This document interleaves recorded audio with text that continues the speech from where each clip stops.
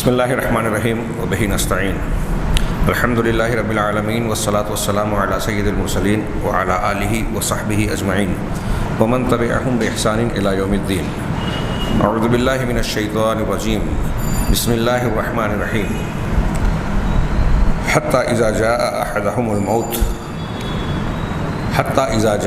احدہم الموت قال رب ارجعون لعلی اعمل صالحا فیما ترکت کلا انہا کلمۃ هو قائلها ومن ورائہم برزخ الی یوم یبعثون۔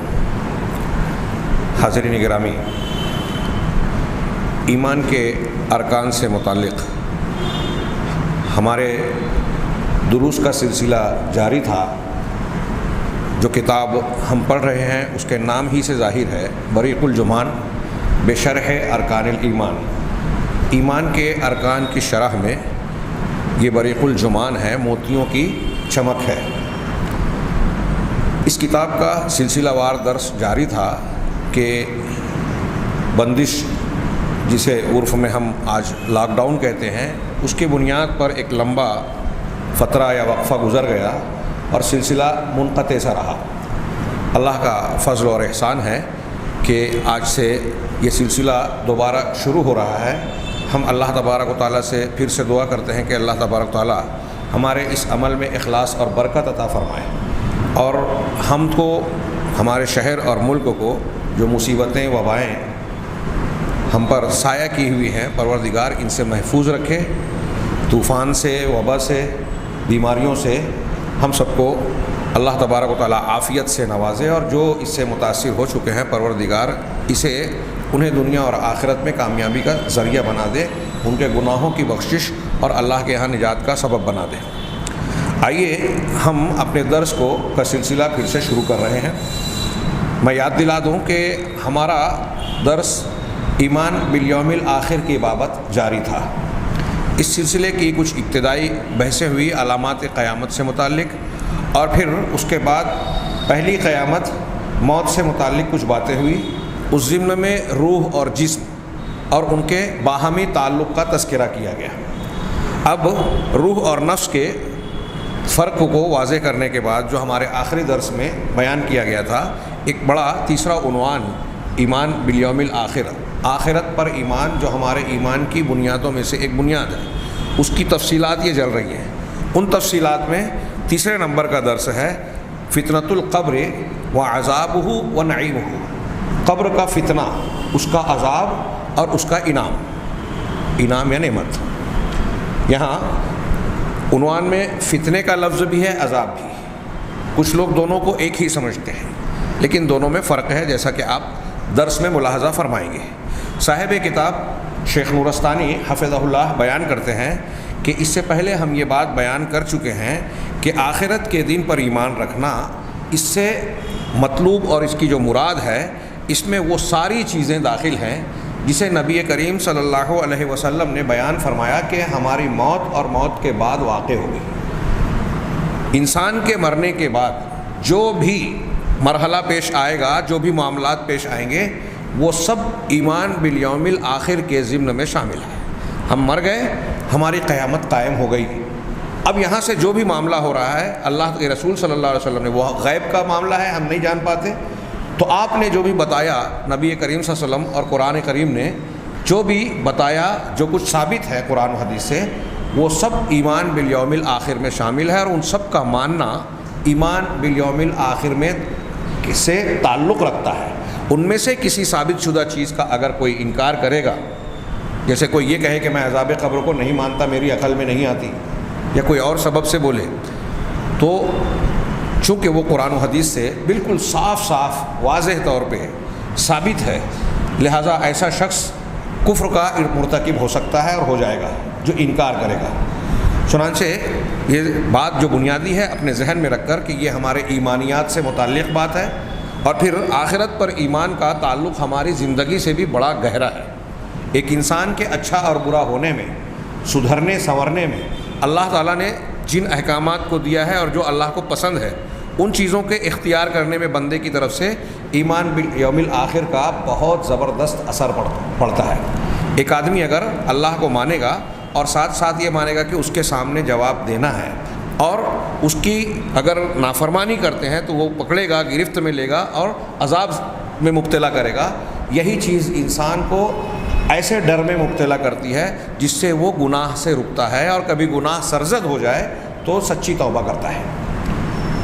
اس کے بغیر انسان کی اصلاح درست ہو ہی نہیں سکتی، درستگی۔ لہٰذا اس اعتبار سے بھی کہ یہ ہماری ضرورت ہے، اور اس اعتبار سے بھی کہ اسے مانے بغیر آدمی مسلمان ہو ہی نہیں سکتا، ان کی جزیات کا جاننا ہر مسلمان مرد اور عورت پر فرض ہے۔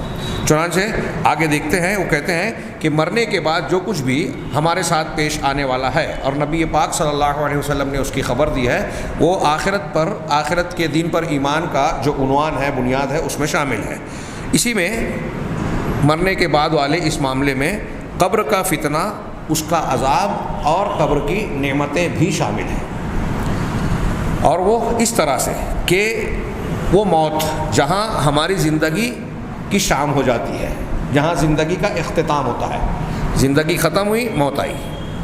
ہاں، تو کہا انہوں نے کہ وہ موت جو انسان کی پہلی زندگی کا خاتمہ ہے، اور وہ بعث جو مرنے کے بعد دوبارہ زندہ کرنے کو کہا جاتا ہے، بعث بعد الموت، یعنی جو دوسری زندگی کا آغاز ہے، شروعات ہے۔ دوسرے لفظوں میں انہوں نے کہا کہ قیامت صغریٰ اور قیامت کبریٰ، ہمارے لیے قیامت صغریٰ موت ہے، قیامت کبریٰ وہ دن ہے جب دوبارہ قبروں سے لوگوں کو اٹھایا جائے گا، جلایا جائے گا۔ تو اس قیامت صغریٰ اور قیامت کبریٰ کے درمیان جو لمبا وقفہ ہے، گیپ ہے، عربی میں جسے فترہ کہتے ہیں، یہ فترہ گیپ جو ہے، اسے قرآن کریم نے جو نام دیا ہے وہ برزخ ہے۔ چنانچہ قرآن کی آیت میں اللہ تبارک تعالیٰ کا ارشاد ہے، حتی اذا جاء احدہم الموت قال رب ارجعون، یہاں تک کہ جب ان میں سے کسی کے پاس موت کا وقت آتا ہے تو وہ کہتا ہے کہ پروردگار مجھے واپس لوٹا دے، یعنی یہ جو موت ہے اس کو ٹال دے، اور دنیا میں پھر سے مجھ کو موقع اور مہلت دے دے۔ خاص طور سے کافر گنہگار لوگوں کا یہ معاملہ ہوتا ہے۔ ہاں، جہاں ہم یہاں برزخ کے اس بات کے لیے پڑھ رہے ہیں، اس آیت کا جو عبرت کا پہلو ہے جس سے ہم سب کو گزرنا ہے، اس پر بھی غور کریں کہ جب موت کا وقت آئے گا اس وقت ہماری یہ خواہش ہوگی، یہ تمنا ہوگی، بلکہ بندہ یہ کہے گا بھی اس آیت کے مطابق کہ تھوڑا موقع مل جائے، ہاں، لعلی اعمل صالحا فیما ترکت، تاکہ میں دنیا میں جو اچھے اعمال میں نے چھوڑ دیے، ترک کر دیے تھے، اسے میں کر لوں۔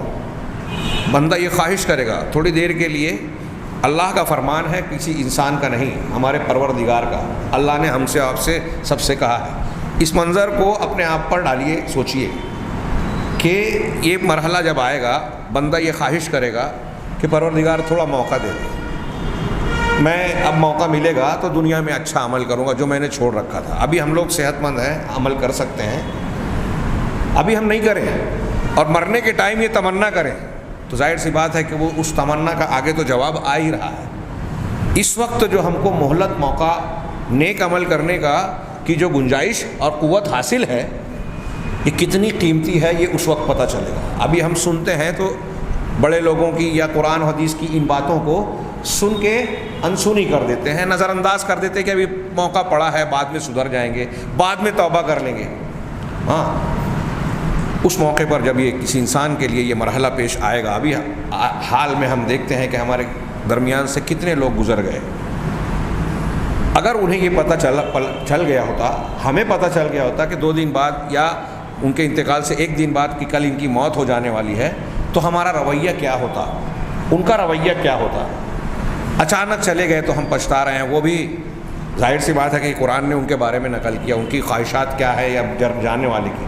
تو بندہ یہ کہے گا کہ مجھے تھوڑا سا موقع دے دے، مہلت دے دے پروردگار، ہاں، رب ارجعون، مجھے لوٹا دے، ہاں، لعلی اعمل صالحا فیما ترکت، تاکہ میں جو دنیا میں اچھے اعمال چھوڑ بیٹھا تھا اسے میں کر ڈالوں، نیک اعمال کروں گا۔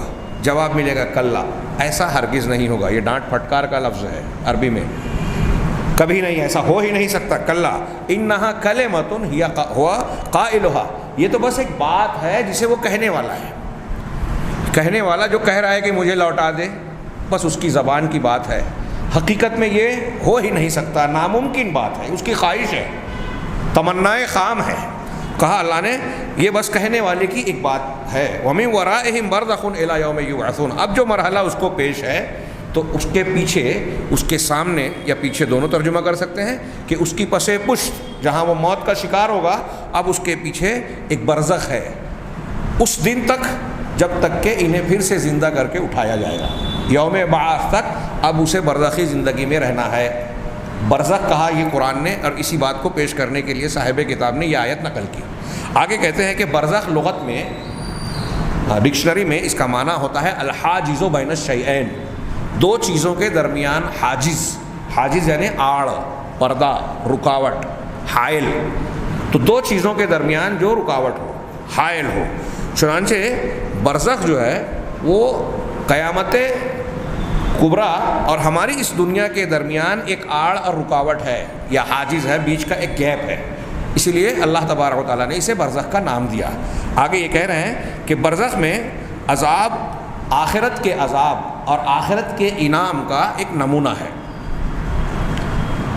جیسے اصل عذاب حساب و کتاب کے بعد ہوگا، ہمارے یہاں منکرین حدیث کا ایک اشکال یہ بھی ہے، یا عقلی اعتراض یہ بھی ہے کہ جب آخرت میں امتحان ہونے والا ہے، حساب ہونے والا ہے اعمال اور اعمال کا، انسان کا، تو اس سے پہلے کیسے رزلٹ دیا جائے گا؟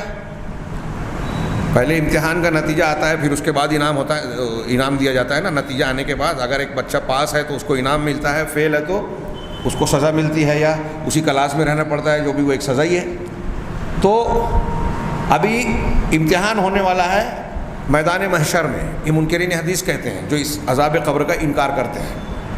تو کہا عذاب حساب تب ہوگا، ابھی رزلٹ تب ملے گا، رزلٹ سے پہلے ہی کیسے انعام یا سزا ملے گی؟ ایک ان کا اعتراض ہے۔ اس کا جواب ابھی آگے، جہاں میرا خیال ہے کہ 2 درس کے بعد آئے گا، ایک اس کے بعد والے درس کے بعد، ان کے شبہات کا تذکرہ اور اس کا رد صاحب کتاب نے بھی کچھ شبہات کو نقل کر کے رد کیا ہے، اور وہ انشاءاللہ دلچسپ، اور موجودہ دور میں جو لوگ گمراہیاں پھیلاتے ہیں، خاص طور سے آج کے واٹس ایپ کے دور میں، ایسا لگتا ہے کہ گمراہ کرنے والے لوگوں کو بڑا اچھا ذریعہ مل گیا ہے اپنے بدبختی اور برے خیالات، قرآن و حدیث کی مخالفت کرنے کا ایسا اچھا موقع ملا ان کو۔ لیکن ہمیں اللہ تبارک تعالیٰ نے ہمیں بھی صلاحیت دی ہے، تو انہی اسباب کو اختیار کر کے ہم حق پھیلائیں۔ چنانچہ یہ ایک ان کا اعتراض ہے۔ تو اس کا یہاں معمولی سا ذکر کر کے ایک نموذج، ایک نمونہ ہے اللہ کے قانون کا۔ اور اگر منکرین حدیث کو میں فی الحال سرسری سا جواب ایک دے کے آگے بڑھتا ہوں، اس بات کا اعتراض ہے تو انہیں قرآن کی ان آیتوں پر بھی اعتراض کرنا چاہیے، نعوذ باللہ، یہ ان کے الزام کے طور پر کہہ رہا ہوں۔ انہیں یہ کر رہا ہے نا کہ وہ قرآن کو مانتے ہیں، قرآن میں جو ثابت ہے اسے مانتے ہیں، اور یہ بھی کہتے ہیں کہ قرآن میں عذاب قبر نہیں ہے۔ انہوں نے 5 آیتیں نقل کی ہیں اور اس کے علاوہ بھی ہیں جن سے عذاب قبر کا اس بات ہوتا ہے۔ تو اگر وہ یہ مانتے ہیں کہ ہم قرآن کو مان رہے ہیں، تو قرآن میں یہ تذکرہ ہے کہ اللہ تبارک و تعالیٰ نے قوم نوح کو، قوم فرعون کو، قوم عاد کو دنیا میں عذاب دیا۔ قرآن کے الفاظ ایک جگہ نہیں، کئی جگہ مل جائیں گے، ہم بتا دیں گے، انہیں نہیں ملتا تو اس سے پہلے ہم یہ کہیں گے کہ حساب کتاب تو محشر میں ہوگا، اللہ تعالیٰ ابھی برزخ بھی چھوڑیے، دنیا میں کیوں عذاب دیا؟ آل فرعون کے تعلق سے انشاءاللہ ابھی آگے آیت آئے گی اگلے درس میں، تو دنیا میں بھی دیا ہے۔ تو انہیں قرآن کی ان آیتوں پہ بھی سوال اٹھانا چاہیے کہ حساب و کتاب سے پہلے ہی کیسے ہو رہا ہے؟ اللہ تبارک و تعالیٰ نے صاف صاف بیان دے دیا کہ یہاں مکافات عمل کا قانون نافذ ہے۔ دنیا کے اندر بھی جیسی کرنی ویسی بھرنی۔ یہاں آپ گیہوں کا بیج ڈالیں گے زمین میں تو گیہوں ہی اگے گا، تھوہڑ ڈالیں گے تو تھوہڑ ہی اگے گا۔ آپ یہ کیسے کہیں کہ میں نے تھوہڑ ڈالا، ابھی آخرت میں عذاب ہونے والا ہے، تو ابھی تو یہاں تو کم سے کم تھوہڑ کے جواب میں چاول آنا چاہیے تھا؟ نہیں، یہ بھی اللہ تبارک و تعالیٰ کے قانون کا حصہ ہے۔ اس کے اور بھی جواب ہیں، انشاءاللہ آئندہ ہم اس پر گفتگو کریں گے۔ آگے یہ کہتے ہیں کہ یہ دنیا میں برزخ میں آخرت کے جو جنت اور جہنم کے اور دوسرے عذاب اس میں ہوں گے، ان کے عذاب اور ان کے انعام کا ایک نمونہ برزخ میں ہی انسان دیکھ لے گا۔ چنانچہ یہ آخرت کی منزلوں میں سے پہلی منزل ہے۔ چنانچہ اس میں پہلے 2 فرشتوں کا سوال ہوگا اور پھر اس کے بعد عذاب یا انعام کا سلسلہ ہوگا۔ سب سے پہلے سؤال الملک ہے، انہوں نے اس ضمن میں پہلا عنوان قائم کیا کہ 2 فرشتوں کا سوال کرنا، اسی کو کہا وَيُسَمَّى بِفِتْنَةِ الْقَبْرِ، اسی کو قبر کا فتنہ کہا جاتا ہے۔ ابھی میں نے تذکرہ کیا کہ فتنہ الگ ہے، عذاب الگ ہے۔ تو منکر نکیر کا جو سوال ہوگا انسان سے، جہاں انسان کا پہلا آزمائشی مرحلہ گویا ہوگا، وہ بول رہے ہیں نا آپ آخرت میں عذاب ہوگا، حساب ہوگا، تو یہ چھوٹے والا اس کا جو نمونہ ہے اس سے پہلے چھوٹا سا پرلم امتحان ہوگا۔ اللہ کے 2 فرشتے آئیں گے، پرلم میرے منہ سے نکل گیا، ہمارے یہاں امتحان سے پہلے ایک امتحان ہوتا ہے، تو یہ بھی چھوٹا سا ایک بنیادی امتحان ہوگا، یہاں یہ واضح ہو جائے گا کون کیا ہے۔ استاد جو بڑی سزا دیتا ہے رزلٹ آنے کے بعد، اس سے پہلے کلاس میں بھی بچوں کو سزا دیتا ہے بعض مرتبہ شرارتوں پہ یا ان کی کوتاہیوں پر۔ تو کہا کہ قبر کا جو فتنہ ہے اسے یہی سوال جواب کو کہا جاتا ہے، اور یہ امتحان اور میت کا امتحان اور اختبار ہے، آزمائش ہے، یہاں تک جبکہ اس سے 2 فرشتے سوال کریں گے۔ آگے کہتے ہیں کہ نبی کریم صلی اللہ علیہ وسلم سے ثابت شدہ حدیثیں تواتر کو ثابت ہیں، تواتر کے درجے تک پہنچی ہیں۔ وقد تواترت الاحادیث عن النبی صلی اللہ علیہ وسلم فی هذه الفتنہ، اس فتنے کے بارے میں نبی کریم صلی اللہ علیہ وسلم سے روایتیں تواتراً ثابت ہیں۔ تواتر کسے کہتے ہیں اس سے پہلے میں بتا چکا ہوں، یہ جو یہاں یہ جملہ کہا جا رہا ہے اس میں حکمت ہے، اس کا سبب ہے۔ منکرین حدیث یہ کہتے ہیں کہ ہم لوگ یا عقل والے قرآن کو تو مانتے ہیں اس لیے کہ وہ متواتر ہے، حدیثیں متواتر نہیں ہیں، آحاد ہیں۔ ہاں ان حدیثوں کو ہم مان لیں گے جو متواتر ہیں۔ متواتر اس روایت کو کہتے ہیں جسے روایت کرنے والے لوگ ہر زمانے میں سچے اور ثقہ لوگوں کی اتنی بڑی تعداد ہو کہ عقلاً بھی یہ نہیں مانا جا سکتا، معمولاً اور عقلاً بھی، کہ اتنے سارے اچھے لوگ، اتنے سارے ذہین لوگ جھوٹ پر اور غلطی پر متفق ہو جائیں گے، جان بوجھ کر جھوٹ بولیں گے، ایک سے جھوٹ سرزد ہوگا، دوسرے سے غلطی ہوگی، تیسرے سے، چوتھے سے، 10 سے 20 سے نہیں ہو سکتی، کہ سارے جو دیندار ہیں، ثقہ ہیں، سچے ہیں، سب کے سب جھوٹ پر متفق ہوئے، ناممکن بات ہے۔ تو اتنی بڑی تعداد ہر زمانے میں جب لوگوں کی، سچے لوگوں کی روایت کرے کوئی چیز کو، تو وہ بہت پختہ ہوتی ہے، یقینی طور سے وہ ثابت ہوتی ہے۔ تو ایسی چیزوں کا انکار نہیں کر سکتے، قرآن متواتراً اللہ کے نبی صلی اللہ علیہ وسلم سے ہم تک پہنچا ہے۔ ہر زمانے میں اس کو نقل کرنے والے بے شمار لوگ، 10 15 20 بھی نہیں، 100 200 بھی نہیں، سینکڑوں ہزاروں کی تعداد۔ تو قرآن جیسے متواتراً ہے، اس تواتر سے کم ہی درجے کا، لیکن تواتراً بہت ساری احادیث بھی ہیں۔ ان میں سے یہ بھی ہے، اور عجیب بات یہ ہے کہ عام طور سے غیبیات کی جن چیزوں کا لوگوں نے اعتراض کیا ہے، اہل بدعت نے، عقائد سے متعلق، آپ اکثر چیزوں کو پائیں گے کہ وہ تواتر سے ثابت ہیں۔ کیوں؟ یہ شریعت کا اہتمام ہے کہ جن چیزوں کو ماننا جاننا ہمارے لیے جتنا ضروری تھا نا، اتنا مضبوطی سے اللہ تبارک و تعالیٰ نے اس کو محفوظ رکھ کر ہم تک پہنچایا ہے۔ جیسے مثال دوں، ایک ہماری آگے بحث آئے گی کہ جنت میں اللہ تبارک و تعالیٰ کا دیدار ہوگا، اہل جنت اللہ کو دیکھیں گے، شرف دیدار سے مشرف ہوں گے۔ عقل والے اسے بھی نہیں مانتے اور اس میں پخ نکالتے ہیں عقلی طور سے کہ یہ سمجھ میں نہیں آتی بات، اللہ کا دیدار کیسے ہوگا، گھرا ہو جائے گا، یہ ہو جائے گا، وہ ہو جائے گا۔ اس کے سارے جوابات موجود ہیں، لیکن اس سے متعلق بھی حدیثیں متواتر ہیں، ایسے اور بھی بہت ساری ہیں۔ تو انہوں نے یہاں کہا کہ عذاب قبر اور فتنہ قبر سے متعلق یا انعام قبر سے متعلق جو حدیثیں ہیں وہ نبی کریم صلی اللہ علیہ وسلم سے متواتراً ثابت ہے۔ حضرت براء ابن عازب، حضرت انس بن مالک، حضرت ابو ہریرہ رضی اللہ عنہم، یہ صحابہ اور ان جیسے اور بھی کئی صحابہ کرام سے یہ روایتیں مروی ہیں، اور ان صحابہ سے روایت کرنے والے تابعین کی ایک اچھی خاصی تعداد ہے، بڑی تعداد، ان تابعین کے تابعین شاگردوں کی بڑی تعداد، اس طرح تواتر کے ساتھ۔ اور براء ابن عازب رضی اللہ تعالیٰ عنہ کی حدیث تو پیچھے ہم نے اس سے پہلے والے درس میں پڑھی، جو بڑی مفصل اور تفصیل سے ہے۔ اب یہ جو فتنہ قبر اور عذاب قبر ہوگا، سوال جواب ہوگا، جو سوال عذاب قبر، اور ابھی اس کی بحث نہیں، ابھی یہاں بحث ہو رہی ہے کہ 2 فرشتے آ کے جو سوال کریں گے تو یہ کن لوگوں سے کریں گے یا ان سے نہیں کریں گے؟ تو اس کا جواب دیتے ہوئے کہہ رہے ہیں کہ یہ تمام مکلفین کے لیے ہے، یہ تو متفق علیہ، جن لوگوں پر شریعت عائد ہوتی ہے ان تمام سے قبر میں سوال ہوگا، الا النبیین، مکلفین میں سے انبیاء کرام علیہم الصلاۃ والسلام کی ذات اور شخصیت کا معاملہ جو ہے وہ جو ہے کیا نام ہے مستثنیٰ ہے، ان کے بارے میں اختلاف کیا گیا ہے۔ یہاں انہوں نے ذکر نہیں کیا، لیکن شہداء جو اللہ کے یہاں شہداء ہے ان کے تعلق سے بھی یہ کہا جاتا ہے کہ مرتے ہی وہ جنت میں چلے جاتے ہیں، تو بظاہر ان کا معاملہ بھی یہ پیش نہیں آتا۔ تو انبیاء کرام علیہ الصلاۃ والسلام کے سلسلے میں بھی کچھ لوگوں نے اختلاف کیا ہے۔ علماء کہتے ہیں کہ ان کا نہیں ہوگا، کچھ کہتے ہیں نہیں ان سے بھی سوال ہوگا، تو اس میں اختلاف ہے۔ تیسری اس کے علاوہ مکلفین جو عام لوگ ہیں ان کے سلسلے میں کچھ لوگوں کے بارے میں بھی اختلاف ہے، جیسے بچوں سے سوال، اگر کوئی آدمی پیدا ہوا اور بلوغت سے پہلے بچپن میں ہی مر گیا کوئی شخص، تو اس کا سوال و جواب ہوگا کہ نہیں ہوگا، ایک اس میں اختلاف ہے۔ اسی طرح مجانین، مجنون کی جمع یعنی پاگل لوگ، جو پاگل ہیں، دیوانے ہیں، عقل و شعور نہیں ہے اور مر گئے، ان کا سوال و جواب قبر میں ہوگا یا نہیں ہوگا، اس میں بھی علماء نے کچھ اختلاف کیا ہے۔ تو کہا گیا بچوں اور پاگلوں کے بارے میں کہ لا یفتنون، وہ فتنے میں ڈالے نہیں جائیں گے، یعنی ان سے دو فرشتوں کا سوال نہیں ہوگا۔ کچھ لوگوں نے کہا کہ نہیں، ان کو فتنے میں ڈالا جائے گا، یعنی ان سے سوال کیا جائے گا۔ اس میں صاحب کتاب کہتے ہیں کہ لگتا ہے راجح بات یہ ہے، راجح بات جو مضبوط بات دلیل کے اعتبار سے لگتی ہے وہ یہ ہے کہ ان سے سوال نہیں کیا جائے گا، یہ فتنہ قبر میں مبتلا نہیں ہوں گے۔ کیوں؟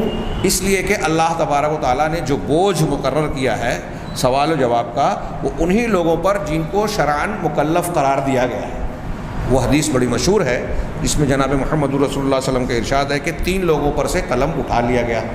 ہاں، ایک وہ بچہ جو بچہ ہی ہے، شعور نہیں ہے یہاں تک کہ وہ بالغ ہو جائے یا سینے شعور تک پہنچ جائے، یا وہ بے ہوش وہ پاگل آدمی جو افاقہ پا جائے یعنی اچھا ہو جائے، اور وہ عن النائم حتی یستیقظ، اور سونے والے سے قلم اٹھا لیا گیا ہے یہاں تک کہ وہ بیدار ہو جائے۔ نیند کی حالت میں انسان چونکہ ہوش و حواس میں نہیں رہتا اس لیے مکلف نہیں رہتا۔ تو اس سے پتہ چلا اس حدیث سے کہ جب ان کا گناہ لکھا ہی نہیں جاتا تو صاحب کتاب کی یہ بات مضبوط نظر آتی ہے کہ زیادہ مضبوط قول یہ نظر آتا ہے کہ جن پر شریعت عائد ہی نہیں ہوئی ہے ان سے سوال اللہ تعالیٰ کے یہاں نہیں ہوگا۔ اللہ تبارک و تعالیٰ عذر کی بنیاد پر عذر کے ہوتے ہوئے کسی کو عذاب نہیں دیتا، یہ اس کا عام قانون، حجت پوری کرتا ہے، عذر کا خاتمہ کرتا ہے، اس کے بعد پکڑ کرتا ہے۔ تو بہرحال اس بنیاد پر یہ بات صحیح معلوم ہوتی ہے کہ پاگل لوگ جو مر جاتے ہیں یا بچے جن کو کوئی شعور نہیں ہے ان سے قبر کا سوال نہیں ہوگا۔ اسی طریقے سے ایک اختلاف علماء نے یہ بھی کیا کہ قبر میں جو سوال ہوگا وہ مسلمانوں اور منافقین سے ہی صرف ہوگا یا کفار سے ہوگا، مسلمانوں، منافقین اور کفار سے ہی سب سے ہوگا، یا صرف مسلمان اور منافق سے ہوگا کیونکہ ان کے امتحان کی ضرورت ہے اور کافر کے تو امتحان کی ضرورت ہی نہیں ہے۔ جیسے ہمارے ہاں کچھ لوگ مذاق میں بولتے ہیں، لیکن وہ ایک غور کریں تو سنجیدہ بحث ہے کہ جیسے کچھ لوگ بغیر حساب و کتاب کے جنت میں جانے والے ہیں، اللہ تعالیٰ ہم لوگوں میں سے ان کو خوش نصیب میں شامل کرے،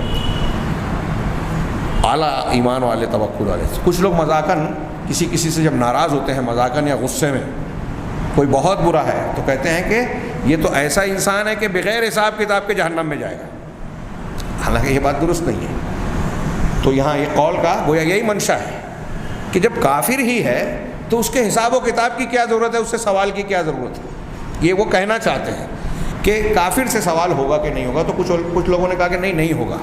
تو یہ بات ایک قول کہا گیا کہ صرف مسلمان اور منافق سے ہی سوال و جواب ہوگا۔ ہاں، جو جاحد معطل ہے، جو سرے سے انکار کرنے والا اور قرآن و حدیث کو رد کر دینے والا ہے، نفی کرنے والا ہے، اس کا امتحان نہیں ہوگا۔ دوسرا قول یہ ہے کہ نہیں، جو قبر کا سوال ہے وہ مسلمان کے ساتھ ساتھ کافروں کے لیے بھی عام ہے، جیسے سارے مسلمانوں سے بھی ہوگا ویسے سارے کافروں سے بھی ہوگا۔ اور یہ وہ قول ہے، اب صاحب کتاب صحیح بات بتا رہے ہیں آخری میں اختلاف نقل کرنے کے بعد۔ دیکھیے یہ اہل سنت کی، ہم جب نقل کرتے ہیں تو یہ دیانت کا تقاضا ہے۔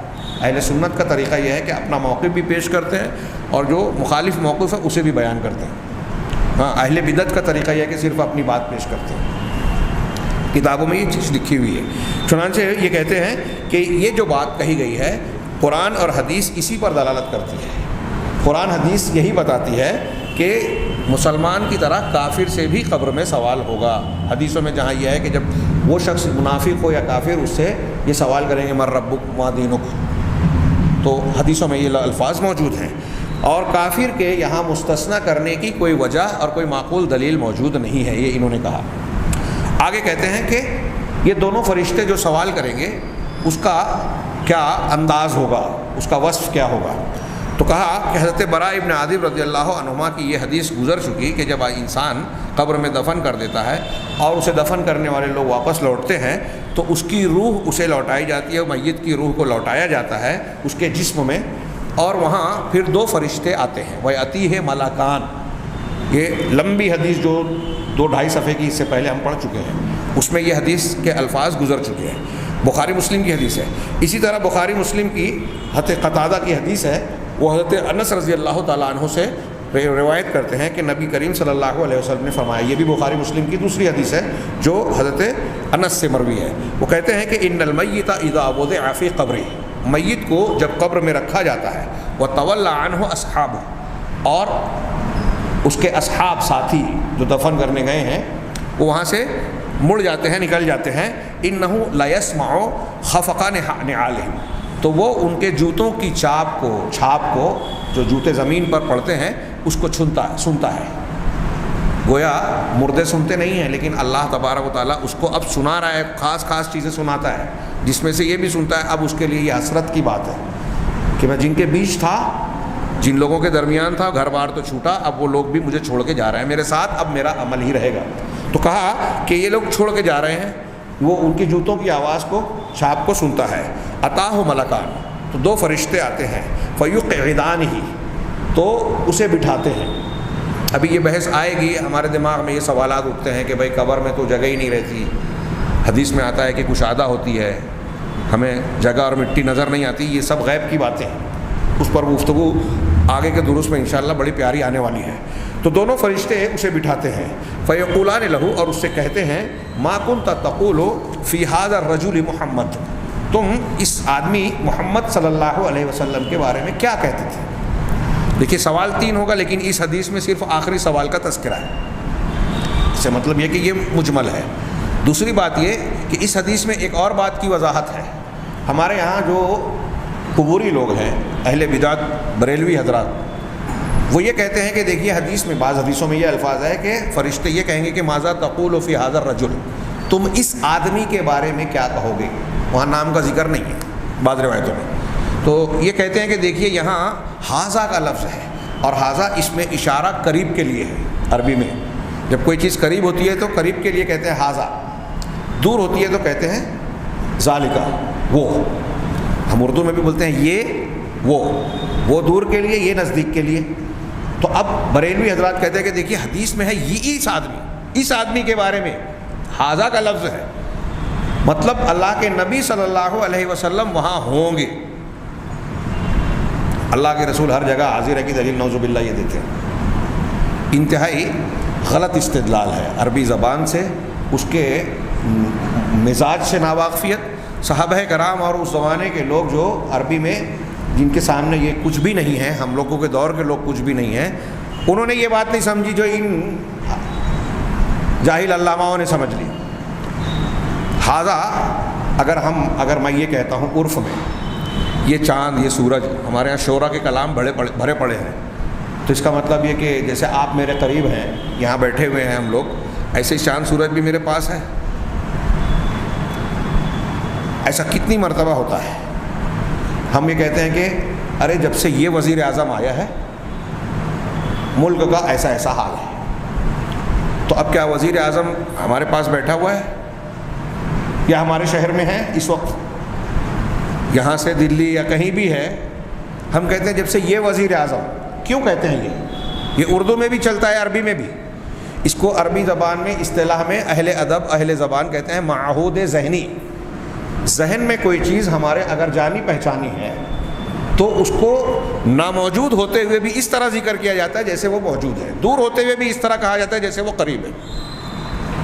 ایسا ہم بہت کرتے ہیں، روزمرہ کی زندگی میں کرتے ہیں. ہمارا یہ قرآن، ہمارا یہ اسلام، ہمارا یہ دین، ہمارے یہ نبی، تو یہ پاس ہو نہ ہو ہم کہتے ہیں.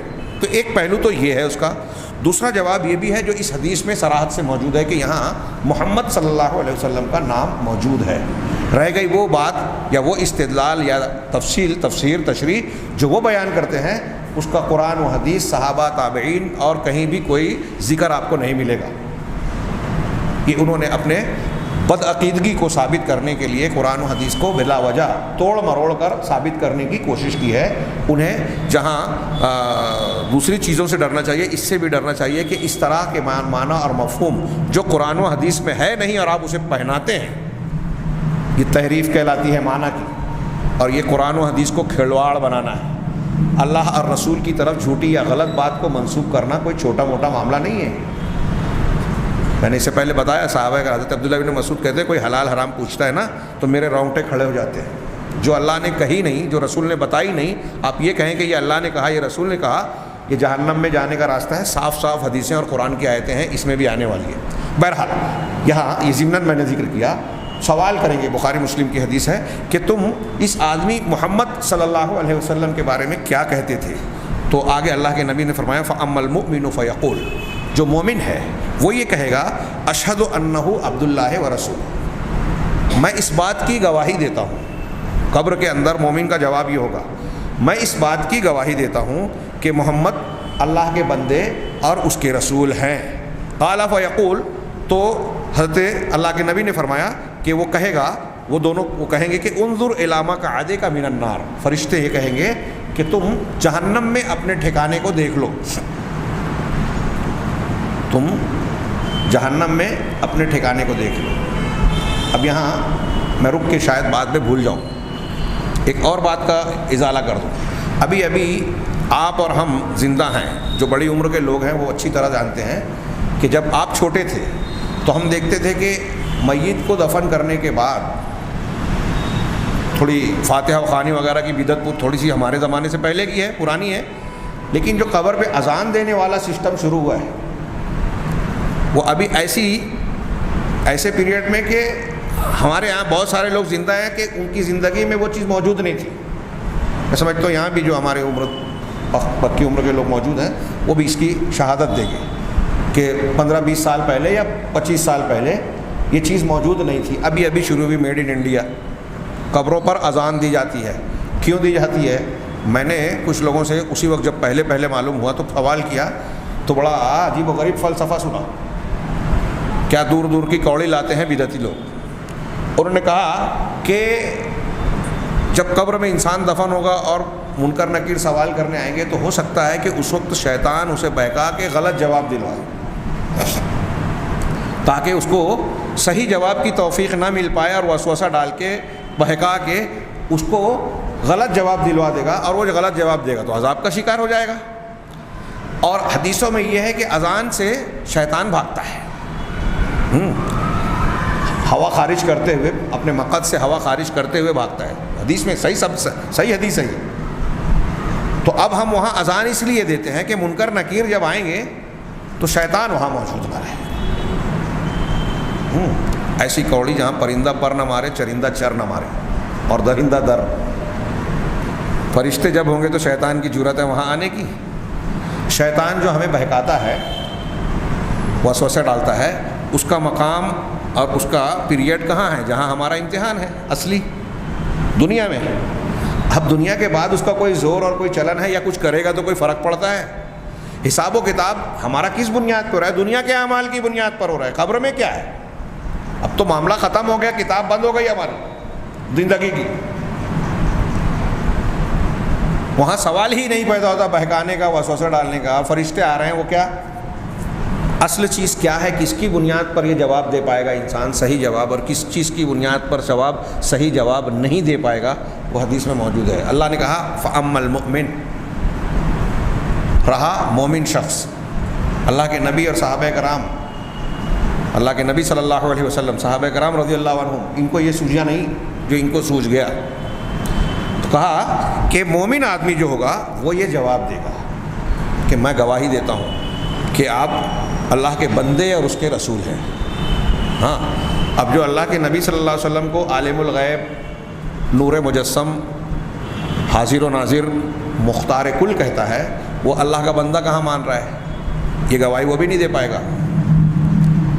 جب آپ یہ کہہ رہے ہیں کہ اللہ کے نبی صلی اللہ علیہ وسلم نور مجسم ہے، وہی جو مستوی عرش تھا خدا بن کر اتر پڑا ہے مدینہ میں مصطفیٰ بن کر، نعوذ باللہ، تو آپ نے نبی صلی اللہ علیہ وسلم کو بندہ نہیں رکھا۔ آپ اللہ کے نبی صلی اللہ علیہ وسلم کو معبود مان رہے ہیں، عبد نہیں مان رہے ہیں۔ اللہ مان رہے ہیں، محمد نہیں مان رہے ہیں۔ خالق کا جز مان رہے ہیں، مخلوق نہیں مان رہے ہیں۔ لہذا آپ یہ نہیں کہہ سکتے کہ اللہ کے میں گواہی دیتا ہوں کہ وہ بندے تھے۔ چھوٹی موٹی بات نہیں ہے یہ، اس کو سرسری نہ لیا جائے۔ برا لگے غور کریں کہ اگر یہ بات جو آپ اختیار کیے بیٹھے ہیں اور مطمئن ہیں اس پر، تو آگے ہمارا کیا ہوگا؟ کوئی دوسرا آپ کی خبر میں نہیں آئے گا۔ اللہ اور رسول نے صاف صاف بیان کر دیا، بتا دیا سارے حقانیت اور سچائیوں کو۔ تو مومن جو ہوگا اس کو صحیح جواب کی توفیق ملے گی، وہاں شیطان کو بھگانے کی ضرورت نہیں ہے۔ آپ کا دنیا میں ایمان صحیح رہے گا تو وہاں صحیح جواب رہے گا۔ تو کہا کہ یہ گواہی دے گا تو فرشتے کہیں گے کہ جہنم میں اپنے مقام کو دیکھو، مومن سے کہیں گے۔ اب یہ بھی غور کرنے کی بات ہے کہ جہنم میں اپنے ٹھکانے کو دیکھ لو جسے اللہ تبارک و تعالیٰ نے جنت کے ٹھکانے سے تمہارے لیے بدل دیا۔ دنیا میں جتنے بھی انسان ہیں، آپ ہوں، ہم ہوں، کوئی ہو، سب کا ایک ٹھکانہ جنت کا بھی اللہ نے مقرر کر رکھا ہے، سب کا ایک ٹھکانہ جہنم میں، سارے انسانوں کا ہے، آلریڈی بنا دیا ہے۔ مخلوق ہیں وہ لیکن متعین ہے۔ اب جو انسان جہنم میں جائے گا، ہاں، اس کا جنت والا چھوٹ جائے گا تو کس کو ملے گا؟ جنتیوں کو۔ اور جو انسان جنت میں جائے گا تو اس آدمی کا جو جہنم کا ٹھکانہ ہے وہ خالی رہے گا، تو وہ کس کو ملے گا؟ جہنمیوں کو۔ سوچئے تھوڑی دیر کے لیے۔ آگے کہیں گے رہا کافر اور منافق، وہ یہ جملہ پھر سے آ رہا ہے ان کے بارے میں، رہا کافر اور منافق فیقولان لہو، تو دونوں فرشتے اس سے کہیں گے کہ ما کنت تقول فی ھذا الرجل، تم اس آدمی کے بارے میں کیا کہتے تھے؟ دیکھیں یہاں محمد صلی اللہ علیہ وسلم کا نام نہیں ہے اسی حدیث میں، پہلے نام ہے بعد میں نہیں ہے۔ تو وہ کہے گا لا ادری، میں نہیں جانتا۔ تو آپ لفظ دیکھیے پہلے کہ کافر اور منافق دونوں کا لفظ ہے، یعنی کافر سے بھی یہ سوال ہوگا، منافق سے بھی سوال ہوگا۔ حدیث جب واضح ہے تو پھر جو اختلاف کر رہے ہیں اس سے اس کا کوئی معنی نہیں۔ کہیں گے کنت اقول ما یقول الناس، جب کافر اور منافق ہوگا تو جواب کیا دے گا؟ میں وہی کہتا تھا جو لوگ کہتے تھے، محمد صلی اللہ علیہ وسلم کے بارے میں بھی وہی کہتا تھا جو لوگ کہتے تھے۔ لوگ کہتے تھے کہ نور مجسم ہے، میں بھی کہنے لگا۔ لوگ کہتے تھے کہ مختار کلم، میں بھی کہنے لگا۔ لوگ کہتے تھے کہ ہماری مجلسوں میں آپ آتے ہیں، میں بھی کہنے لگا۔ لوگ کہتے ہیں ہم سلام یہاں سے کرتے ہیں، وہ وہاں سے سن لیتے ہیں، جواب دے دیتے ہیں، میں بھی کہنے لگا۔ یعنی دوسرے لفظوں میں یہ جو جملہ ہے، لوگ کہتے تھے میں بھی کہتا تھا، دوسرے جملوں میں یہ کہہ لیجئے کہ میں تقلید کرتا تھا۔ جو لوگ تقلید کی فضیلتیں بیان کرتے ہیں، ہاں، جب خود کی بیان کرتے ہیں اس کی فضیلت بیان کرتے ہیں، جبکہ دنیا میں کبھی بھی تقلید اچھی چیز نہیں رہی ہے۔ تقلید جہالت کو کہتے ہیں۔ قرآن حدیث جہالت کی تائید کرتے ہیں کیا؟ آپ اسٹیج پہ کھڑے ہو کے کسی غیر مسلم قوم کے درمیان یہ کہیں گے کہ اسلام وہ ہے جو جہالت کی تعلیم دیتا ہے؟ کہیں گے کوئی؟ لیکن یہ مقلدین کہتے ہیں۔ میں یہ اس لیے سخت جملہ کہہ رہا ہوں کہ میں نے دیکھا کہ وہ غور نہیں کرتے وہ کیا کر رہے ہیں۔ بعض تقریریں سنی، تحریریں پڑھی کہ کیا کہہ رہے ہیں وہ۔ جو لوگ تقلید کو جائز بھی کہتے ہیں نا علماء سلف و خلف میں، وہ یہ کہتے ہیں کہ یہ مجبوری کا سودا ہے۔ جیسے اسلام نے، بعض علماء نے تشریح دی کہ جیسے اسلام نے یہ کہا ہے کہ انسان کو جب یہ ڈر ہو کہ بھوک سے مر جائے گا تو مردار کھا لے، سور کا گوشت کھا لے اتنا جس سے اس کی زندگی بچ جائے، ایسے ہی جب وہ عاجز ہو جائے، نہیں سمجھ سکتا قرآن حدیث، اتنے عاجزی ہے، تب تقلید کرے ان مسائل میں جہاں نہیں سمجھ میں آ رہا ہے۔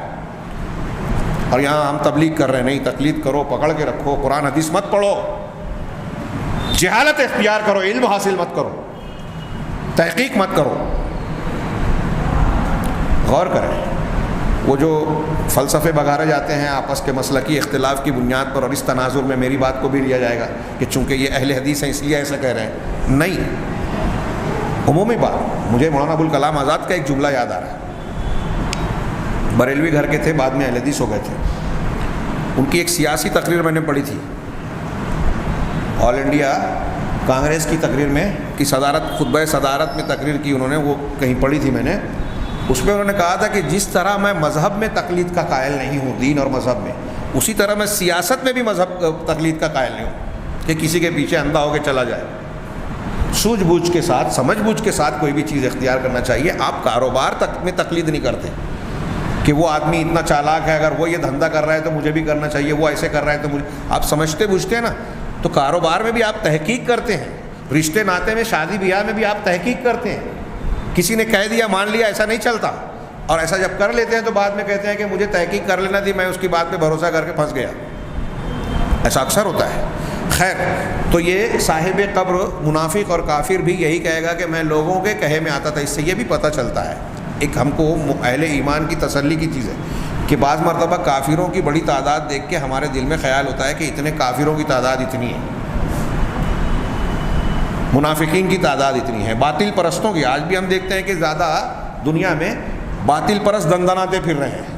اللہ تعالیٰ نے اس کو ذکر کیا ہے قرآن مجید میں، لا یغرنکم تقلب الذین کفروا فی البلاد، کہ تم کو جو کافر لوگ ہیں، کفر کرنے والے، دنیا میں ان کی چلت پھرت اور الٹ پھیر کو تقلب کہتے ہیں، ادھر سے ادھر منتقل ہونا، ہلنا، قلب اسی سے قلب بار بار پھڑکتا ہے۔ تو جو زمین میں یہ کافر لوگ ہیں جو زمین میں اچھل کود کر رہے ہیں، ادھر ادھر آ جا رہے ہیں، ٹرمپ صاحب ایک بیان دیتے ہیں تو پوری دنیا کے لیے جو ہے وہ ایک آرڈر کے جیسے بن جاتا ہے کہ بھائی امریکہ کے صدر ہیں۔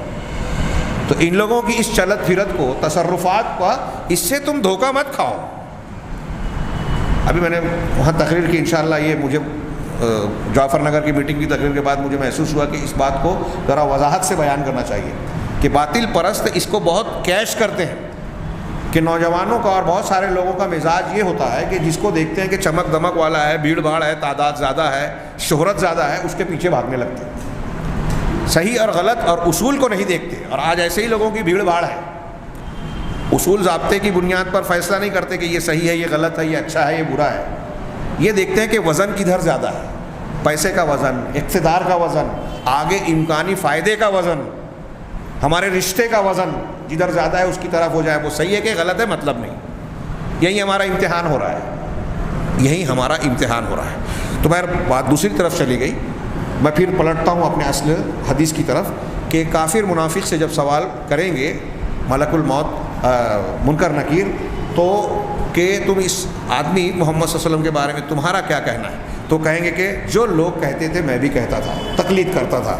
فیقولان لہ، تو یہ دونوں اس سے کہیں گے لا دریتا ولا تلیتا، نہ تنہیں جانا نہ تنہیں پڑھا۔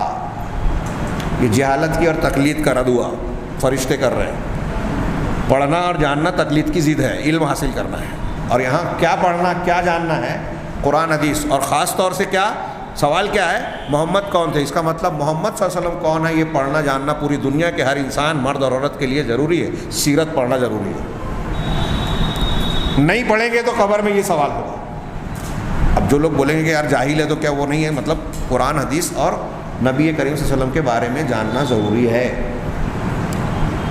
نہ تنہیں جانا نہ تنہیں پڑھا، معلوم ہے کہ پڑھنا ضروری ہے۔ ثم، جب وہ یہ جواب دے گا اور یہ فرشتے کہہ دیں گے ثم یضرب بمطارق من حدید بین اذنیہ، چنانچہ پھر اس کے بعد لوہے کے کچھ مطرق کی جمع مطارق ہے عربی میں، ہتھوڑی اور ہتھوڑے کو بھی کہتے ہیں، اور اس کا ترجمہ لوگ گرز بھی کرتے ہیں کہ لوہے کے گرز اور ہتھوڑوں سے اس کے دونوں کانوں کے بیچ میں، کان اور مونڈے کے بیچ میں، بعض حدیثوں میں یہ ہے اور بعض ہے کہ دونوں کانوں کے بیچ میں اس کو ماریں گے۔ فیصیح صیحۃ، تو ایک بھیانک چیخ نکالے گا۔ صیحۃ جو تاکید کے لیے ہے، اس کا ترجمہ میں نے بھیانک کر دیا، انتہائی شدید قسم کی چیخ نکالے گا۔ فیسمعها من علیہا غیر الثقلین، تو اسے زمین کا وہاں موجود لوگ سارے لوگ سنتے ہیں سوائے جن اور انس کے، ثقلین جن اور انس کے سارے لوگ سنتے ہیں۔ یہ حدیث بخاری اور مسلم میں مختصراً ہے، بخاری اور مسلم کی مختصراً روایت کو یہاں نقل کیا۔ ایک دوسری حدیث میں جو ترمذی وغیرہ کی ہے، ترمذی اور ابن حبان کی، جسے محدثین نے حسن درجے کی کہا ہے، اس میں ان فرشتوں کے بارے میں یہ لکھا ہے کہ اتاہ ملکان اسودان ازرقان یقال لاحدہما المنکر والآخر النکیر، کہ اس کے پاس دو فرشتے آئیں گے جو دونوں کے دونوں اسودان، سیاہ رنگ کے ہوں گے، کالے کلوٹے، ازرقان نیلے ہوں گے۔ مجھے ایسا یاد پڑتا ہے کہ بعض علماء نے یہ لکھا ہے، ابھی اس وقت شبہ ہو رہا ہے کہ ان کی آنکھیں نیلی ہوگی یا رنگ ہی میں کالا اور نیلا پن ہوگا، اور اسی وجہ سے وہ بڑے عجیب و غریب لگیں گے، اجنبی لگیں گے، جس سے ایک ڈراؤنا پن ظاہر ہوگا، اور ان میں سے ایک کو منکر اور ایک کو نکیر کہا جائے گا۔ حدیث میں ہے یہ منکر اور نکیر کا مطلب ہی ہوتا ہے اجنبی، ناپسندیدہ، ہم جس چیز سے انکار کریں، جو چیز ہمارے لیے ناپسندیدہ ہو اس کے لیے، جیسے ہم نہی عن المنکر تو برائی کو کہتے ہیں جس کا انکار کیا گیا ہو، تو اجنبی کو بھی کہتے ہیں جو ہمارے لیے نامانوس ہو، تو انتہائی نامانوس چہرہ ہوگا، اسی لیے ایک ڈراؤنا اور خوفناک چہرہ معلوم ہوگا ان کا۔ تو یہ منکر نکیر آئیں گے، یعنی ان کا یہ نام یا لقب، بعض علماء یہ کہتے ہیں عقیدے کی کتابوں میں دیکھا کہ یہ ان کا نام نہیں ہوگا، یہ ان کا لقب ہے۔ ہاں، تو یہ نام یا لقب جو ہے ان کے گویا ظاہری اس سبب کی بنیاد پہ ہوگا کہ لوگ پہچان میں نہیں آئیں گے، ان کو دیکھ کر بھی ڈر لگے گا انسان کو۔ اب یہ جو حدیثیں پیش کی ہے یا جو حدیثیں اس سلسلے میں وارد ہیں، اس کے ضمن میں انہوں نے بتایا کہ ان حدیثوں سے اور جو ان حدیثوں کے معنی میں آئی ہیں، اس سے چند مسائل جو ہمیں معلوم ہوتے ہیں وہ یہ ہے۔ نمبر 1 کہ سوال جو ہے اس وقت، یہ سوال منکر نکیر کا صاحب قبر یا مرنے والے سے اس وقت ہوگا جب اسے قبر میں رکھا جاتا ہے، دفن کر دیا جاتا ہے۔ اس میں ان لوگوں کا رد ہے جو یہ سمجھتے ہیں، اس میں اہل بدعت معتزلہ کا انہوں نے ذکر کیا، آج کل کے ہمارے عقل پرست لوگ بھی اسی نقش قدم پہ چلتے ہیں، یہ کوئی نیا اپنی عقل سے نہیں لائے ہیں، بولتے میری سمجھ میں نہیں آ رہا، تیری سمجھ ہوتی تو مان لیتا، دوسروں کی سنی سنی بات کو چبا رہا ہے۔ تو یہ معتزلہ میں جو اہل بدعت معتزلہ کے ہیں، جو یہ گمان کرتے ہیں کہ یہ جو سوال قبر کا حدیثوں میں آیا ہے، یہ بین النفختین، یعنی اسرافیل علیہ السلام جو قیامت کے واقع ہونے کا پہلا سور پھونکیں گے، سارے لوگ مر جائیں گے، پھر درمیان میں ایک لمبا گیپ ہوگا، پھر دوسرا سور پھونکیں گے، سب لوگ زندہ ہوں گے۔ تو وہ جو دو لمبا گیپ ہے نا، دو پھونک کے بیچ میں، اس وقت یہ سوال ہوگا۔ یہ معتزلہ نے اپنے دماغ سے کوڑی لائی، کیوں؟ ان کے دماغ میں یہ ہے کہ ایک آدمی 100 سال پہلے مرا، اس کو عذاب قبر ہو رہا ہے، ایک آدمی آج مر رہا ہے، اس کو عذاب قبر، تو اس کو 100 سال زیادہ ہو گیا نا، تو ایک کو زیادہ ہو جائے گا، ایک کو کم ہو جائے گا، تو ہماری عقل میں نہیں۔ اللہ تعالیٰ نے آپ کو حساب و کتاب لگانے پر مقرر کیا ہے کہ بھائی کس کا کیا بنتا ہے، ذرا اسے بتاؤ تاکہ انصاف ہو نہ ہو۔ اللہ کو نہیں پتہ یہ؟ اس کے بھی کئی جوابات لوگوں نے دیے، جو جتنے عذاب کا مستحق ہے اس کو اتنا ہی ملے گا، نہ کم نہ زیادہ۔ یہ ابھی ہم جب عذاب کی بحث کریں گے وہاں جائیں گے، اور جو جتنی پہلے کیا وہ اتنے زیادہ کا مستحق ہے، کیونکہ وہ بعد والوں کے لیے سنت بن رہا ہے۔ قابیل کو ہر قتل کا، قیامت تک ہونے والے قتل کا جو ہے گناہ ملنے والا ہے، کیونکہ اس نے پہلا قتل کیا دنیا کے اندر، تو بعد والوں کے لیے سنت بھی بنا رہا ہے نا آدمی۔ پھر یہ بھی بعض نصوص سے ظاہر ہوتا ہے کہ ہر شخص کو عذاب قبر مسلسل نہیں ہوتا، اس میں وقفات بھی ہوتے ہیں، صبح اور شام کا تذکرہ قرآن و حدیث میں ہے۔ خیر یہ بحثیں وہاں کی ہے۔ تو یہ اس قسم کی اشکالات کی بنیاد پر انہوں نے کہا کہ جب قبر میں ڈالا جائے گا یا دفن کیا جاتا ہے اس وقت سوال جواب نہیں ہوگا، تو ان حدیثوں سے اس کا رد ہوتا ہے۔ بالکل صاف ظاہر ہے، دونوں تینوں اور متعدد حدیثوں میں ہے کہ جب دفن کرنے کے بعد میت کے ورثہ لوٹتے ہیں تب یہ معاملہ ہوتا ہے۔ ہاں، دوسرا مسئلہ یہ معلوم ہوتا ہے کہ دونوں فرشتوں کا نام منکر نکیر رکھا گیا ہے۔ اس میں ان لوگوں کا، معتزلہ ہی میں سے ان لوگوں کا رد ہے جو کہتے ہیں کہ یہ نام رکھنا فرشتوں کے لیے درست نہیں ہے، ارے فرشتے ہیں وہ، ان کو منکر نکیر آپ کیسے کہتے ہیں؟ یہ رد ہے کہ خود حدیث میں اللہ کے نبی صلی اللہ علیہ وسلم سے یہ ثابت ہے۔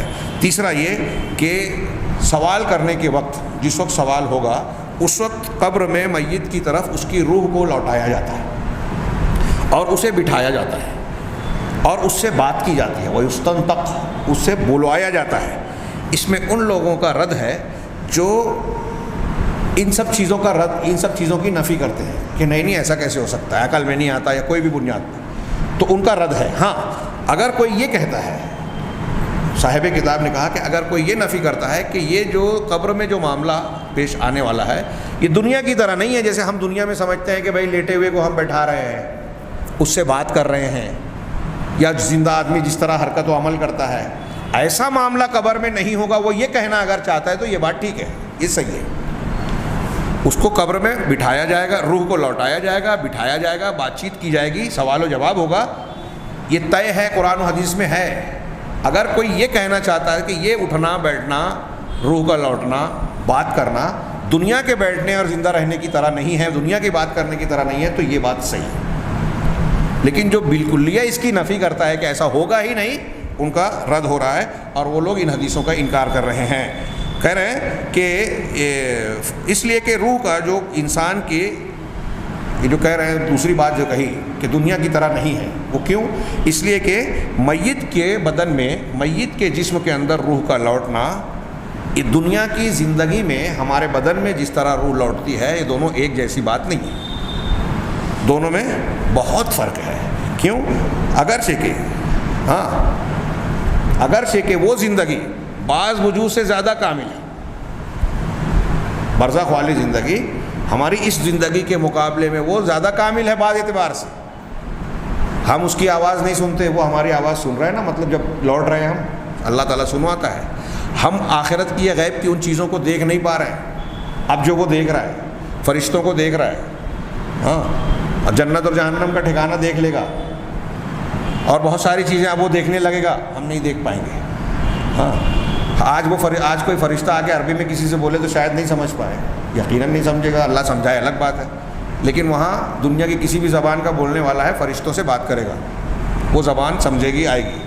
تو کہا کہ بعض وجوہ سے وہ زیادہ کامل ہوں گے، جیسے کہ دوسری زندگی جو آخرت کی زندگی ہے وہ اس جیسی نشأت کے طرح نہیں ہے جو قبر میں ہوگی، اور اس دنیا سے، مطلب یہ زندگی اس زندگی سے، وہ زندگی اس زندگی سے کئی اعتبار سے زیادہ کامل ہوگی، یعنی ایک دوسرے میں تھوڑا تھوڑا فرق ہوگا، ہر زندگی کے اندر کچھ زیادہ کمال پایا جائے گا، بل ہر مقام، ہر جگہ، یہ دنیا کی زندگی ہو، برزخ کی زندگی ہو اور قیامت کی زندگی ہو، ہر جگہ کا حکم اس کے لیے خاص ہے جہاں کی وہ زندگی ہے۔ اسی لیے نبی صلی اللہ علیہ وسلم نے یہ بات بتائی اور خبر دی کہ میت کی قبر کو وسعت دی جاتی ہے اور اس سے سوال کیا جاتا ہے، قبر کو کشادہ کیا جاتا ہے۔ اگرچہ کہ ہم یہ آنکھ سے یہ دیکھتے ہیں، کہ صاحب کتاب کہہ رہے ہیں کہ آنکھ سے یہ دیکھتے ہیں کہ مٹی تو جہاں تھی وہیں ہے، اگر ہم ایک قبر کو کھودیں گے تو مٹی جہاں تھی وہیں ہے، ہمیں فرق نظر نہیں آتا، لیکن اللہ کے رسول کہہ رہے ہیں کہ قبر کو مومن کے لیے کشادہ کیا جاتا ہے، تو کشادہ ہونا ہم نہیں دیکھتے۔ آگے آ رہا ہے کہ جو گنہگار ہے اس میں زمین دونوں گنہگار کے لیے، کافر منافق کے لیے مل جائے گی، اسے جو ہے وہ پیس دے گی، تو ہمیں مٹی میں فرق نظر نہیں آتا، جہاں کے تہاں نظر آتی ہے، لیکن ایسا ہوگا۔ چنانچہ روحوں کو میت کے بدن کی طرف لوٹایا جاتا ہے، وہ اس میں آتی بھی ہے اور اس سے جدا بھی ہوتی ہے۔ اب یہاں انہوں نے ضمناً اس بحث کو ختم کرتے ہوئے ایک بات کہی ہے، اسے ذکر کر کے میں آج کے درس کو ختم کرتا ہوں کہ روح کا جسم سے جو تعلق ہوتا ہے وہ 5 قسموں کا ہوتا ہے، اور یہ 5 قسموں کے اندر ہم دیکھتے ہیں کہ کچھ نہ کچھ حکم ایک دوسرے سے الگ الگ ہوتا ہے، یعنی ہمارے جسم میں جو ہماری روح ہے، ابھی ہم زندہ ہیں، یہ ایک تعلق ہے، ماں کے پیٹ میں تھے ایک تعلق، برزخ میں ایک رہے گا، تو یہ آگے اس کو بیان کر رہے ہیں کہ ہر جگہ کا، ہر تعلق کا اپنا اپنا الگ حکم ہے، اس کا تھوڑا سا بیان ہم پیش کر رہے ہیں۔ صاحب کتاب نے کہا پہلا تعلق جو ہے روح اور جسم کا، وہ ماں کے پیٹ میں جب جنین کی شکل میں ہوتا ہے بچہ، اب اس وقت کے بارے میں سوچئے، وہاں 3 پردے میں کس طرح سے آدمی یا بچہ اس وقت رہتا ہے، اس وقت کا تعلق اور آج کا تعلق جو ہمیں اس دنیا میں آنے کے بعد ہے، کیا دونوں ایک جیسا ہے؟ ہم وہاں سانس لے سکتے ہیں آج کی تاریخ میں؟ اگر اتنی گھٹن کی جگہ پہ ہم کو ڈال دیا جائے تو زندہ رہ پائیں گے، سانس لے پائیں گے؟ ہاں، تو ایک تعلق وہ ہے۔ ثانی، دوسرا تعلق روح کا بدن سے، کہ جب وہ ماں کے پیٹ سے نکل کر زمین کی سطح پر آتا ہے، دنیا میں جنم لیتا ہے، یعنی جو ابھی ہم جی رہے ہیں، اس وقت ہمارے جسم سے ہماری روح کا تعلق۔ تیسرا تعلق جو ہے تعلقها به حال النوم، اس دنیا کے اندر ہی نیند کی حالت میں، جو اس سے پہلے ہم نے پڑھا بیان کیا، نیند کی حالت میں روح اور جسم کا تعلق، کیونکہ اس نیند کی حالت میں روح ایک طریقے سے جسم سے جڑی ہوتی ہے اور ایک طریقے سے جسم سے جدا ہو جاتی ہے۔ ہاں، تعلق من وجہ و مفارقۃ من وجہ کہا، ایک وجہ سے، ایک شکل میں ہماری روح کا ہمارے جسم سے تعلق ہوتا ہے، اور ایک وجہ سے، ایک شکل میں ہمارے جسم سے ہماری روح بے تعلق ہوتی ہے، الگ ہو جاتی ہے۔ چوتھی شکل، یہ روح کا جسم سے برزخ کے عالم میں تعلق ہے، کیونکہ فَإِنَّهَا وَإِنْ فَارَقَتْهُ، کیونکہ اگرچہ یہ روح ہمارے جسم کو چھوڑ کر الگ ہو جاتی ہے اور جسم گویا مجرد ہو جاتا ہے، روح جسم سے مجرد الگ ہو جاتی ہے، لیکن یہ کلی طور سے اس سے الگ اور جدا نہیں ہوتی، اس طرح سے کہ روح کا کچھ نہ کچھ التفات اور تعلق اس سے قائم رہتا ہے۔ ایسا نہیں ہوتا مرنے کے بعد کہ روح اور جسم 100% بالکلیہ اپنا رشتہ اور تعلق کاٹ لے۔ میں نے اس سے پہلے ذکر کیا تھا کہ شاہ ولی اللہ محدث دہلوی نے اس کی بڑی پیاری مثال دی ہے، بیان کیا کہ آپ ایک گیند لیجئے، بال جس کو کہتے ہیں، فٹ بال ہو، باسکٹ بال ہو، کوئی بھی بال، ایک بال لیجئے، آپ اس کی ہوا باہر نکالیے، آپ پوری ہوا نکال دیں وہ پچک جائے گا۔ اب پوری ہوا نکالنے کے بعد آپ سے سوال کیا پوری ہوا نکل گئی، آپ کہیں گے ہاں، اس کے بعد سوال کیجیے کہ کیا ہوا کا کوئی بھی حصہ اب اس کے اندر نہیں ہے؟ پوری ہوا نکل جاتے، جو ہمارے عرف میں کہا جاتا ہے کہ پوری ہوا نکل گئی اس کی، اس کے باوجود کچھ نہ کچھ ہوا کا جز اس کے اندر موجود رہتا ہے، ہر حال میں رہتا ہے۔ ہم جانور ذبح کرتے ہیں، دم مصفوح بہہ جاتا ہے، کچھ نہ کچھ خون باقی رہتا ہے، اس کو کچھ حد تک دھویا بھی جائے تو جسم کے کچھ حصوں میں، سارا دھونے کے بعد کچھ حصوں میں خون کا کچھ نہ کچھ جز ہمیں نظر آتا ہے، بلکہ کہتے ہیں حدیث میں کہا گیا کلیجی اور تلی یہ تو خون ہی ہے، یہ دو خون حلال ہے، کھانا اس کا حلال ہے۔ تو انسان کا ایسے ہی جیسے یہ بتایا گیا کہ جسم بال سے، گیند سے پوری ہوا نکال لینے کے باوجود کوئی نہ کوئی جز ہوا کا ضرور رہتا ہے، ایسے ہی ہمارے جسم سے ہماری روح نکل جاتی ہے اور ہم مر جاتے ہیں، لیکن اس روح کا ہمارے جسم سے کچھ نہ کچھ تعلق قائم رہتا ہے، اس کا التفات رہتا ہے۔ اس پر احادیث نے اس بات کو بیان کیا، احادیث نے بتایا کہ چنانچہ حدیثوں نے یہ بتایا کہ وہ روح جو کچھ نہ کچھ تعلق رکھتی ہے وہ لوٹتی ہے اس وقت جب فرشتے اس سے سوال کرتے ہیں، اس وقت بھی اللہ تبارک و تعالیٰ مومن کے جسم میں وہ روح کا کچھ نہ کچھ تعلق لوٹاتا ہے، اور کئی دنیا سے ہٹ کر ایک تعلق لوٹاتا ہے جب کوئی سلام کرنے والا سلام کرتا ہے، اور اللہ چاہتا ہے کہ وہ سنے اور جواب دے۔ ہاں تو سلام کرنے وہذا رد و اعادۃ الخاصہ، یہ لوٹانا، یہ روح جو جسم میں آتی ہے، بہت غور سے سنیں، اس میں کئی اعتراض اور ہمارے دل میں اٹھنے والے سوال کا جواب ہے۔ یہ جو لوٹانا ہے روح کو جسم کی طرف، اس یہ خاص لوٹانا ہے، جیسے ہمارے جسم میں اللہ نے روح ڈالی ہے ویسا نہیں ہے، یہ دنیا کے اندر جیسا ہے۔ برزخ میں جو روح لوٹے گی جسم میں، اس کا معنی خاص ہے، یہ خاص لوٹانا ہے۔ لا توجب حیات البدن قبل یوم القیامہ، یہ ایسا لوٹانا نہیں ہے کہ اس لوٹنے سے قیامت سے پہلے انسان زندہ کہلائے، جیسے ابھی ہم زندہ ہیں، اب کوئی یہ کہے کہ یہ روح آ رہی ہے تو اس کو زندہ ہو جانا چاہیے، نہیں۔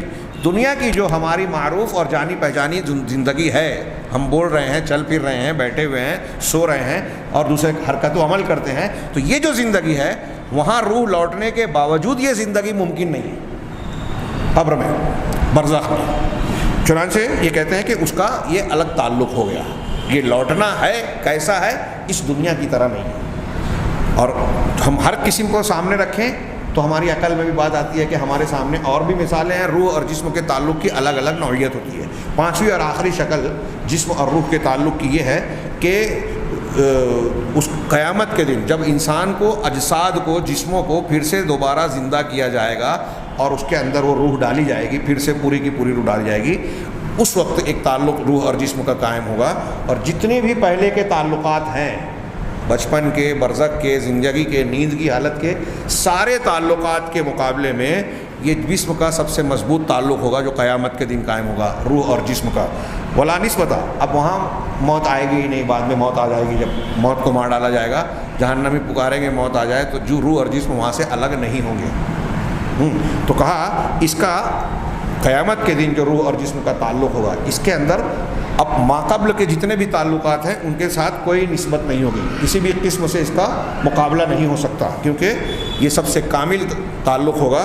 اذ ہوا تعلق لا يقبل البدن معه، کیونکہ ایسا تعلق ہوگا روح اور جسم کا کہ اب بدن اس کے بعد موت کو بھی قبول نہیں کرے گا، نیند بھی نہیں آئے گی، اور اس میں کوئی فساد جیسے ہماری زندگی میں آتا ہے نا کہ تھک گئے، بیمار ہو گئے، ایسا بھی نہیں ہوگا۔ جنتی لوگوں کو ایسی کوئی بیماری اور کوئی کمی کمزوری محسوس نہیں ہوگی۔ جہنمیوں کو عذاب تو ہوگا لیکن یہ چیزیں نہیں ہوگی کہ موت آ جائے یا ان کا جسم ایسا ہو جائے کہ وہ عذاب کا دکھ محسوس نہ کریں۔ اللہ تبارک و تعالیٰ سے دعا ہے کہ وہ ہمیں صحیح عقیدے کو سمجھنے کی توفیق عطا فرمائیں۔ میں گزارش کروں گا کہ آئندہ کے جو دو دروس ہیں، ہاں یہاں عذاب قبر اور اس کے انعام کی بحث اب شروع ہو رہی ہے، تو پہلے انہوں نے قرآن کی دلیلیں دی ہیں اور بڑی پیاری پیاری دلیلیں دی ہیں، اور دوسرے پھر حدیثوں کی دلیلیں دی ہیں، تیسرے تھوڑی سی عقلی طور سے بھی بحث کی ہے، اور پھر ایک عنوان قائم کیا ہے کہ جو لوگ اس کا انکار کرتے ہیں عذاب قبر کا، کیوں کرتے ہیں اور اس کی ان کے کیا شبہات ہیں، ان کا کچھ تذکرہ کیا ہے۔ یہ ہمارے درمیان میں ہمارے ایمان کو صحیح اور محفوظ رکھنے کے لیے آج کے زمانے میں جاننا بہت ضروری ہے۔